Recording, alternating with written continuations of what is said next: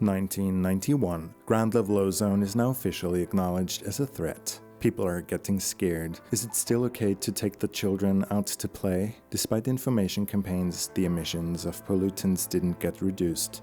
This led to more ground level ozone.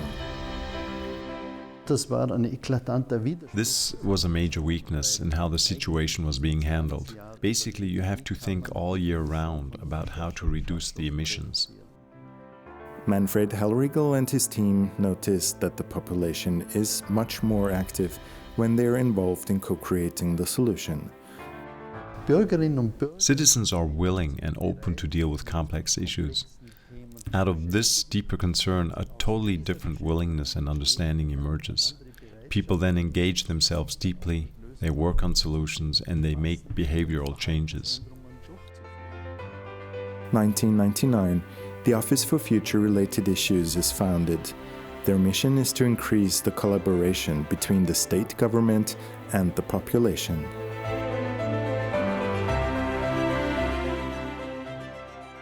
The Lighthouse Project Children to the Center with 140 participants is one of the highlights in establishing a culture of participation in Vorarlberg. There is only one problem: the costs are too high. We were always thinking about how we could replicate a process like this. We were looking for something that is almost foolproof, where you can't do much wrong, and which gives you viable results without costing too much. During this time, Manfred Hellriegel reads about the facilitation method dynamic facilitation. He starts applying the process and is so taken by the results that he wants to get to know the originator and signs up for a training with the consulting couple Jim and Jean Ruff. At the training, when talking with Jim about our work, I heard for the first time that dynamic facilitation has this special application, the Wisdom Council. Jim was absolutely thrilled when he heard we could use it, and I was thrilled because I had such good experiences with dynamic facilitation. For Vorarlberg and its purposes, the format is slightly adapted, and the name is changed to Citizen Council. 2006, the first ones take place.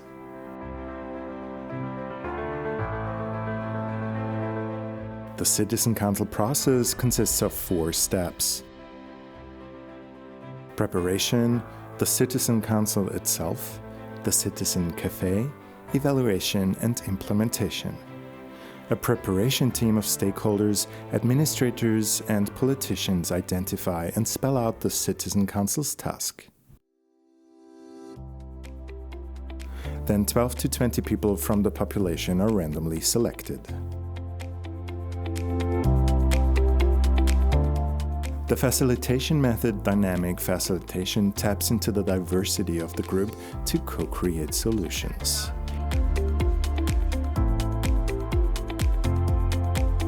In this manner, over 1.5 days, shared recommendations emerge.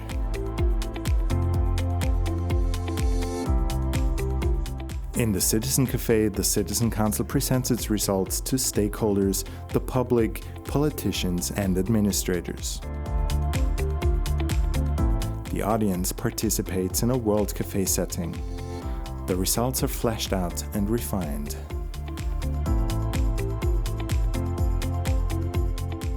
A responder group then evaluates the results and decides what will be implemented. And finally, the political decision makers give everyone their feedback about their choices on what will be put in action and what not. Since 2008, over 100 citizen councils have been held in Austria, Germany, and the United States. This participation format has stood the test of its time in many different contexts. Political scientist Patricia Nunz researched worldwide for examples that have left a lasting impact on democracy in various places. Then I came across Vorarlberg and was thrilled for a number of different reasons. One of them was there weren't just a few individual citizen councils with short-term effects. Instead, what I discovered there was an evolving culture of participation in the state of Vorarlberg. Ich habe eine Partizipationskultur eigentlich schon in dem Land, in Vorarlberg, erlebt. Politicians are often cautious in making unpopular decisions because they do not want to lose any votes.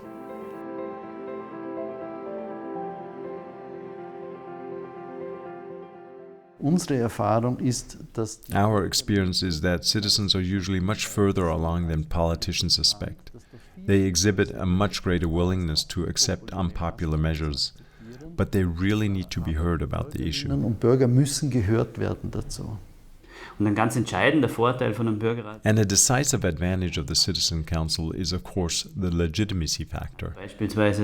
For example, a mayor in a small town who had just conducted a Citizen Council in regard to redeveloping its town center said, the process saved him hours of discussion in the local council because the Citizen Council clearly recommended a specific approach. Random selection ensures diversity. It is becoming increasingly clear that citizens have a different kind of knowledge than experts, politicians, or administrators. In comparison to an expert panel, which is often composed of specialists from one discipline, a citizen council has an inter- and transdisciplinary approach. Thus, it is automatically more grounded in reality. Well, I think that they're often closer to the problems. This doesn't mean that the experts don't have any legitimacy. They also have a certain kind of knowledge, but it's a specific kind of knowledge. Citizens know other things. We call it local knowledge or indigenous, experiential knowledge. We have different names for it. If we don't really go into the problem areas, the best concepts and ideas aren't really grounded. And that is what public participation is all about for me. We in politics and administrations are like everybody else. We work in a certain bubble. But ultimately, we need to grasp the many dimensions, the bigger picture of a subject. When there is a complex situation with different interests at stake, the Citizen Council can more easily set a change in motion. The more controversial and hotter the issue is, including for the politicians, the better a Citizen Council works. We see it on the one hand by how many people are willing to participate. The response rate to our invitations is much higher. And of course then, when politicians pick up the results and work with them. Citizens in Europe and in some other parts of the world are increasingly involved with public issues. Successful public participation revives democracy. It is a matter of experience and also attitude. Man kann hier politisch mitgestalten. You can co-create innovations in the political field without having to get involved with what people see as the shadow sides of politics. This kind of engagement provides a really positive experience of how decisions are made and how opinions are formed. On a national level, the crucial factor from my point of view is who is the convener? Who is the one saying he or she really wants this and that and is fully committed to the process from its start to the very end? This person and their team have ownership and ensure that the results are fed into the political process. Sich in den politischen Prozess einspeisen. Ich glaube, dass die Anforderungen, einen Bürgerrat zu machen. I believe that the requirements for running a citizen council are quite low, and at the same time they are very high. You need to be willing to give up control. Anyone who wants to control the process, who wants to know from the beginning what kind of results will emerge, is not well advised to initiate a wisdom council. Was da herauskommt, der ist nicht gut beraten, Bürgerräte zu initiieren. When it comes to lasting and sustainable solutions, to get people to think, to encourage them to collaborate and to co-create solutions, then you can't get those outcomes easily without citizen councils or similar processes. Der kommt an den Bürgerräten oder an ähnlichen Verfahren wahrscheinlich gar nicht so leicht vorbei.